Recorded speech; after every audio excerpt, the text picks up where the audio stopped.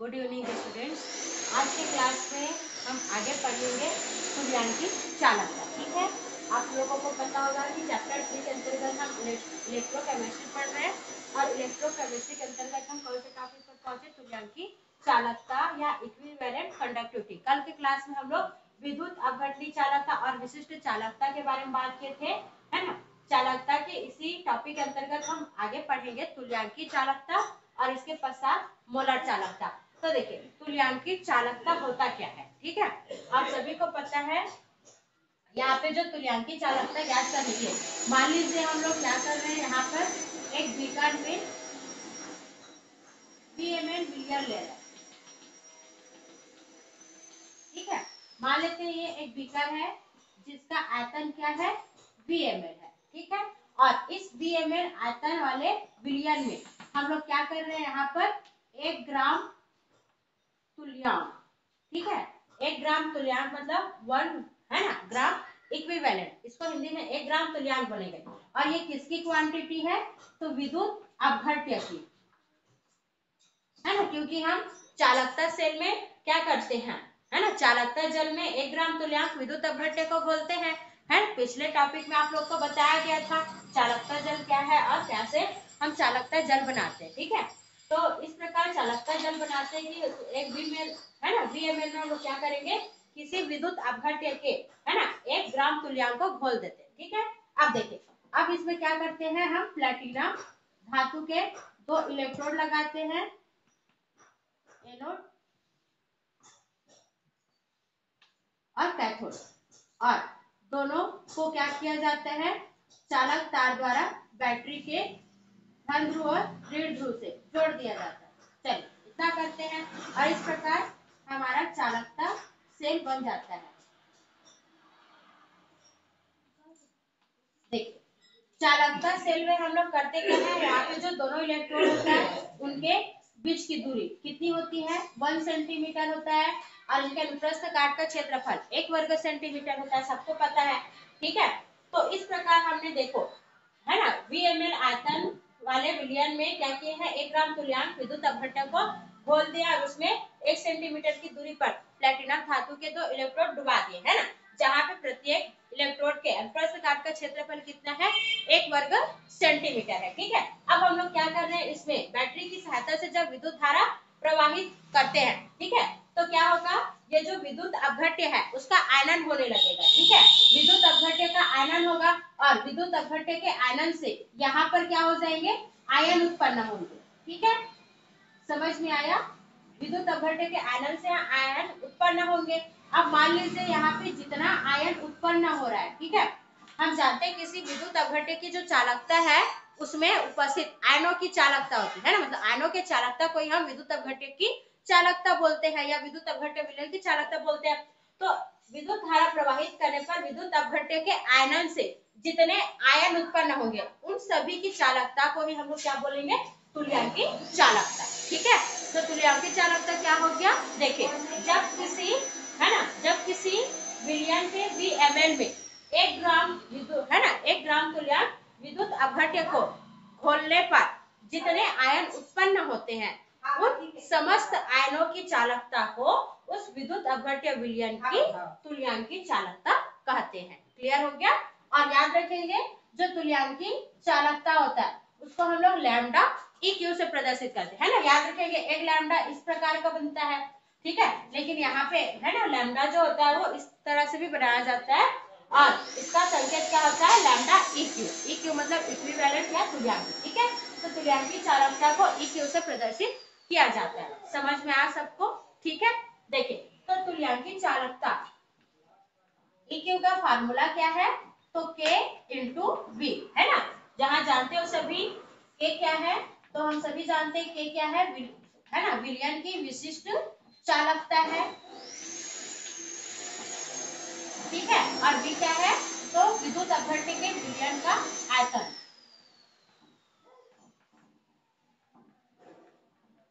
देखिए इतना हम सभी जानते हैं, है ना, तो हम ऐसा भी बोल सकते हैं कि किसी विद्युत अपघट्य के विलयन की तुल्यांकी चालकता उस विलयन के विशिष्ट चालकता और विलयन के आयतन के गुणनफल के बराबर होता है। समझ में आ गया? ठीक है। अब मान लीजिए हम लोग क्या कर रहे हैं, 1 ग्राम तुल्यांक विद्युत अपघट्य को, ठीक है, 9 मिलीलीटर विलयन में घोल रहे हैं। ठीक है, 1 ग्राम तुल्यांक विद्युत अपघट्य को 9 मिलीलीटर विलयन में घोल रहे हैं और उस विलयन में 1 सेंटीमीटर की दूरी पर, है ना, 1 वर्ग सेंटीमीटर अनुप्रस्थ काट वाले इलेक्ट्रोडों को डुबा रहे हैं।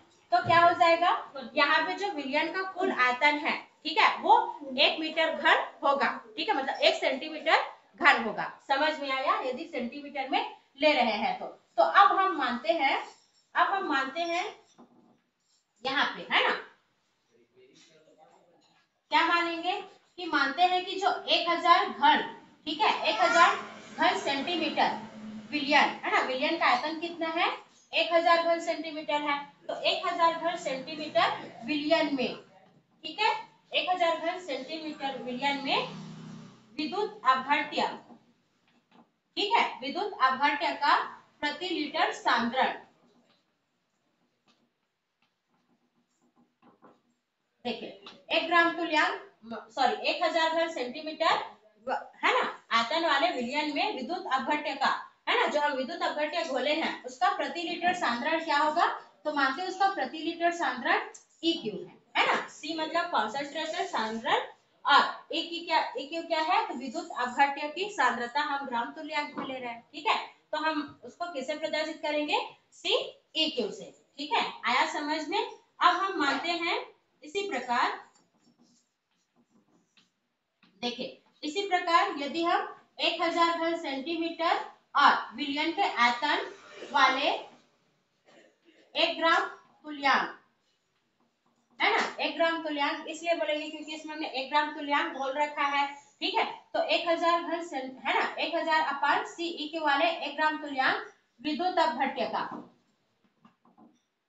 विलयन का आयतन, है ना, तो 1 ग्राम तुल्यांक विद्युत अपघट्य का जिसको हमने 1000 घन सेंटीमीटर विलयन में घोला है, उसका आयतन कितना होगा, तो उसका आयतन हम प्रदर्शित करेंगे, देखिए V से, है ना, तो इसका आयतन क्या हो जाएगा, V बराबर, तो ध्यान देंगे अभी हमने लिखा है V बराबर, ये हो जाएगा आपका 1000 अपान CEQ।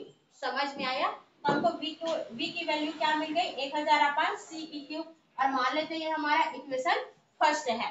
तो V की वैल्यू को हम लोग क्या करेंगे, समीकरण 1 में रखेंगे। ठीक है, तो V का मान समीकरण 1 में रखने पर,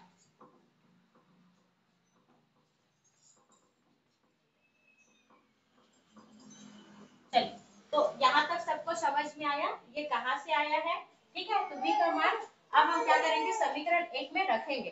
तो समीकरण 1 में रखने पर हमको वैल्यू क्या मिलेगी, ध्यान दीजिए, है ना, तो ये हो जाएगा लैम्डा EQ बराबर K की वैल्यू, मतलब कप्पा ही होगा, और V की वैल्यू क्या है, तो V की वैल्यू है 1000 अपान CEQ।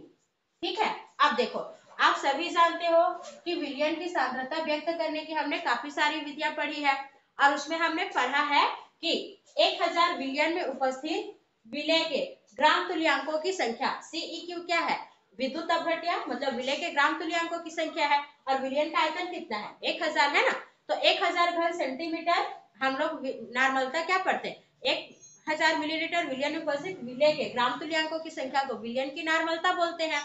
ठीक उसी प्रकार यहाँ भी क्या है, 1000 घन सेंटीमीटर विलयन में उपस्थित विद्युत अपघट्य के ग्राम तुल्यांकों की संख्या विद्युत अपघट्य के विलयन की नॉर्मलता कहलाएगी।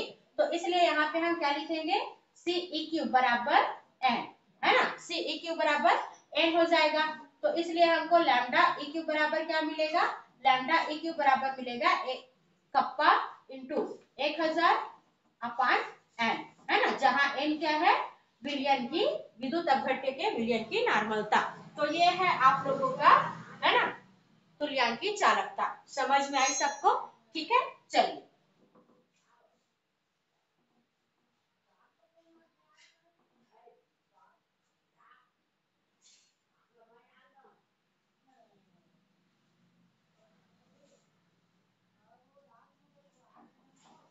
चलिए इसके बाद हम लोग बात करेंगे,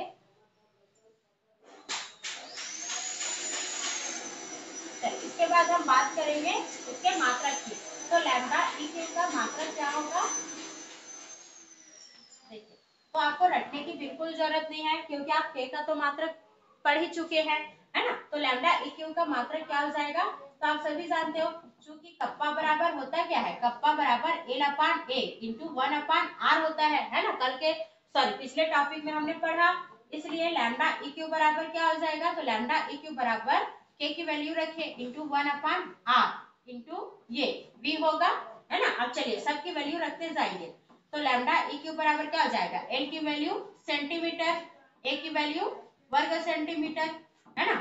उसके बाद 1 अपान आर की वैल्यू ओम होता है। चलिए ठीक है। अब v की वैल्यू क्या होगी, तो v की वैल्यू हमने पहले ही लिखा है ना, घन सेंटीमीटर में हम ले रहे हैं, ठीक है। तो यहाँ पे हम घन सेंटीमीटर लिखेंगे, और क्योंकि इस विलयन का जो कुल आयतन है उसमें क्या है, 1 ग्राम तुल्यांक विद्युत अपघट्य भी खुला है ना। तो विलयन का जो आयतन है वो क्या हो जाएगा, घन सेंटीमीटर अपान ग्राम इक्विवेलेंट, है ना, क्योंकि ये विलायक का हो गया घन सेंटीमीटर और ये विलय का हो गया, है ना। समझ में आया। तो विलयन का जो आयतन होता है वो विलायक के आयतन अपन विलय के आयतन के अनुपात के बराबर होता है। तो इतना क्लियर हो गया सबको। अब देखिए यहाँ पे हमको इसकी वैल्यू क्या मिलेगी, देखो आधार समान है, घातों की गुणा, है ना, तो घातों को क्या कर देंगे, जोड़ देंगे, तो एक है ना सेंटीमीटर का घात 4 हो जाएगा, क्योंकि 1 यहाँ और 3 यहाँ, 4 हो गया अपान ये वर्ग सेंटीमीटर, है ना। और इसको हम लोग क्या लिखेंगे, इसको हम लोग लिखेंगे प्रति ओम, क्योंकि हर सेल्स में जाएगा तो प्रति ओम लिखेंगे, है ना। और ये हो जाएगा प्रति ओम प्रति ग्राम, है ना। तो ये हो जाएगा प्रति ग्राम इक्विवेलेंट। समझ में आया। तो इसको प्रति ग्राम इक्विवेलेंट पढ़ेंगे।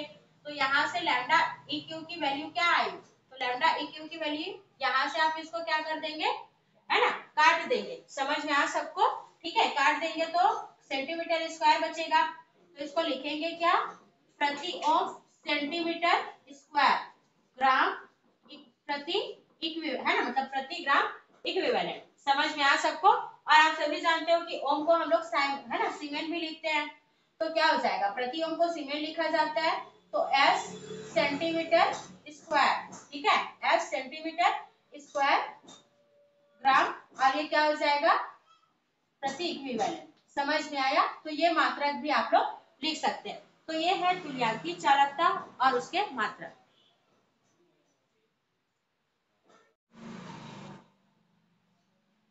चलिए तुल्यांकी चालकता के बाद हम बात करेंगे मोलर चालकता के बारे में कि मोलर चालकता है क्या। तो यदि आप लोग को तुल्यांकी चालकता समझ में आ गई है तो मोलर चालकता भी उसके सिमिलर है। देखिए अब मान लीजिए हमने यहाँ पे बोला कि हम, है ना, तुल्यांकी चालकता के कंडीशन में क्या किए, VmL विलियन में हमने, है ना, विद्युत अपघट्य का कितना घोला है, 1 ग्राम तुल्यांक घोला है। अब हम लोग क्या करेंगे, यहाँ पे VmL विलियन में, ठीक है, हम विद्युत अपघट्य का कितना घोल देते हैं, 1 मोल घोल देते हैं, ठीक है, 1 मोल घोल देते हैं और उसमें फिर 2 इलेक्ट्रोड डुबाकर बैटरी की सहायता से विद्युत धारा प्रवाहित करते हैं। तो क्या होगा, इस 1 मोल विद्युत अपघट्य के विलयन का आयनन होगा और आयन उत्पन्न होंगे, है ना। तो 1 मोल विद्युत अपघट्य के आयनन से जितने, है ना, आयनन से जितने आयन उत्पन्न होते हैं उन समस्त आयनों की चालकता को ही हम उस विद्युत अपघट्य के विलयन की मोलर चालकता कहते हैं। तो परिभाषा क्या बन गया, देखिए जब VmL आयतन में 1 मोल विद्युत अपघट्य को घोला जाता है तो, है ना, या ऐसा भी बोल सकते हैं कि VmL आयतन में 1 मोल विद्युत अपघट्य घोलने पर, है ना, घोलने पर उत्पन्न समस्त आयनों की चालकता को उस विद्युत अपघट्य के विलयन की मोलर चालकता कहते हैं। और मोलर चालकता को ही आणविक चालकता के नाम से जाना जाता है, याद रखेंगे। और आणविक चालकता या मोलर चालकता को हम किससे प्रदर्शित करते हैं, तो इसका जो संकेत है वो क्या है, लैम्डा एम, है ना, जहाँ एम क्या है, मोलर है या मोल। समझ में आया। तो मोलर चालकता को लैम्डा एम से प्रदर्शित करते हैं। यहाँ तक समझ में आई। आप देखिए जो लैम्डा एम होता है वो क्या होता है, विलयन की विशिष्ट चालकता और विलयन के आयतन के गुणनफल के बराबर होता है। तो हम क्या बोल सकते हैं, ऐसा भी बोल सकते हैं कि किसी विलयन की मोलर या आणविक चालकता उस विद्युत अपघट्य के विलयन के विशिष्ट चालकता और विद्युत अपघट्य के विलयन के आयतन के गुणनफल के बराबर होता है। क्लियर, समझ में आ सबको। अब देखिए अब यहाँ पे हम मान लेते हैं, है ना, यहाँ पे हम मान लेते हैं कि विलियन के 1000 घन सेंटीमीटर में विद्युत अपघट्य के, है ना, विद्युत अपघट्य के कितने घुले हैं, तो मान लेते हैं 1 मोल। ठीक है, विद्युत अपघट्य के विलियन के मोल घुले हुए हैं, है ना, मतलब विलियन का सांद्रण कितना हुआ, यहाँ पे मोलर हुआ।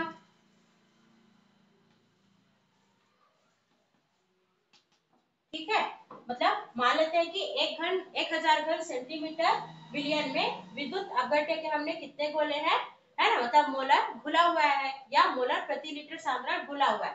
ठीक है, तो यहाँ पे क्या हो जाएगा, 1000 घन सेंटीमीटर, है ना, अपान मोलर में विद्युत अपघट्य,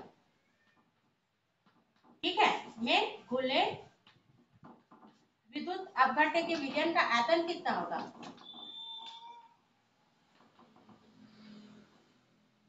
तो देखो याद रखेंगे, है ना, 1 मोल घुला हुआ है।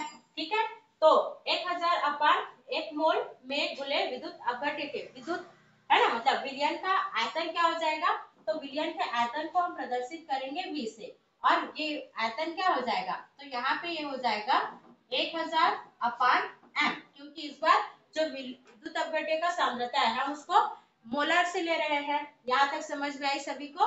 तो ये हो जाएगा आप लोग का, देखिए ये समीकरण फर्स्ट है, और समीकरण फर्स्ट में आप लोग को क्या करना है, v की वैल्यू रखना है। यहाँ तक समझ में आई सबको। ठीक है, तो आपको करना कुछ नहीं है, अभी हमने तुल्यांकी चालकता में आपको ये सभी एक्सप्लेन किया, वहां पे आप लोग Ceq रखते थे वहां, है ना, और यहाँ Ceq के स्थान पे आपको m का यूज करना है। ठीक है, तो अब इस वैल्यू को समीकरण 1 में रखिए, v का मान, है ना, समीकरण 1 में रखते हैं, तो समीकरण 1 में रखेंगे तो लैम्डा m बराबर क्या हो जाएगा, ये हो जाएगा कप्पा इंटू 1000 अपान m, ये लीजिए। ठीक है, तो ये कहलाता है विलियन का, है ना, मोलर चालकता। ठीक है, तो इस प्रकार से आप विलियन के मोलर चालकता को लिख सकते हैं। समझ में आई सभी को। ठीक है, ध्यान पूर्वक पढ़िए मोलर चालकता और उसको बनाते जाइए। चलिए उसके बाद हम मोलर चालकता लेकिन हाँ, यहाँ पे आप लोग ध्यान देंगे, है ना, कि जो स्मॉल m होता है वो तो मोलरता होता है, और मोलरता को हम कैपिटल M से शो करते हैं, तो ये सभी क्या हो जाएगा आप लोग का, कैपिटल M होगा, है ना। तो कैपिटल M जो है मोलरता है, और स्मॉल m लिख देंगे तो मोललता हो जाएगा, है ना, क्योंकि हम विलायक का भार तो नहीं ले रहे हैं, विलियन का आयतन ले रहे हैं, तो ये कैपिटल क्लियर हुआ सभी को। तो इस प्रकार से यह है मोलर चालकता। अब हम यहाँ पे मोलर चालकता या आणविक चालकता के इकाई के बारे में बात करेंगे। चलिए, तो इतना बहुत इजी है।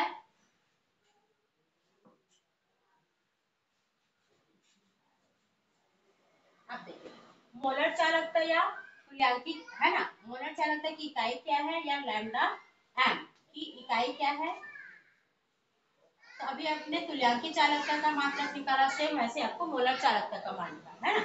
देखिए हम सभी जानते हैं कि कप्पा बराबर या विशिष्ट चालकता बराबर होता क्या है, तो L upon A into 1 upon R value रखेंगे आप लोग, तो लैम्डा m बराबर क्या हो जाएगा, L upon A into 1 upon R, और ये हो जाएगा इंटू V। ठीक है, सबका मात्रक रखते जाइए, तो ये हो जाएगा लैम्डा m बराबर L का मात्रक हो गया Cm, है ना, A का मात्रक हो गया Cm स्क्वायर इंटू 1 अपान ये हो जाएगा ओम, है ना, और इसका आयतन कितना था, तो घन सेंटीमीटर था, और है ना वहां पे चूंकि हम तुल्यांकी लेते थे तो ग्राम तुल्यांक की संख्या रहती थी, यहाँ पे हमने मोल लिया है, तो यहाँ पे क्या लिखेंगे, मोल।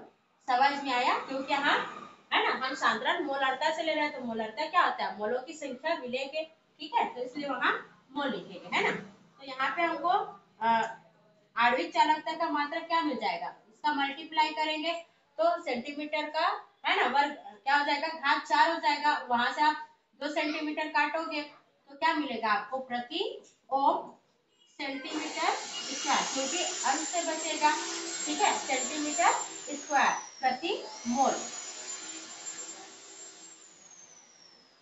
समझ में आया, तो ये है इसका मात्रा। ठीक है, आप जानते हो प्रतियों को साइमन भी बोलते हैं या सीमेन भी बोलते हैं, तो इसको आप क्या लिख सकते हो, सीमेन सेंटीमीटर स्क्वायर प्रति मोल, ऐसा भी लिख सकते हैं। और यदि आपको इसका एसआई मात्रक लेना है तो जहां पे आप सेंटीमीटर लिखते हो वहां पे मीटर लिखोगे, तो वो उसका एसआई मात्रक हो जाएगा। तो समझ में आया सबको आणविक चालकता।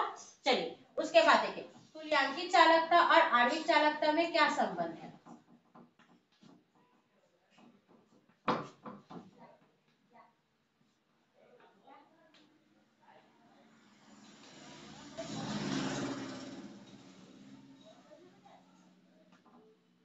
देखिए तुल्यांकीय और आणविक चालकता में क्या संबंध है, तो याद रखेंगे आणविक चालकता बराबर तुल्यांकी, है ना, देखो जेड गुणित तुल्यांकी चालकता। ठीक है, ये संबंध होता है दोनों प्रकार के चालकता में, कि जो आणविक चालकता होता है वो विलयन में उपस्थित समस्त, है ना, आयनों के आवेश और उस विलयन के तुल्यांकी चालकता के गुणनफल के बराबर होता है। जेड क्या है, तो विद्युत अपघट्य के विलयन में जब विद्युत धारा प्रवाहित करते हैं तो आयन उत्पन्न होता है, तो उन समस्त आयनों का ये क्या है, आवेश है, मतलब धन आवेश हो चाहे ऋण आवेश हो, है ना, टोटल आयनों का आवेश जेड है।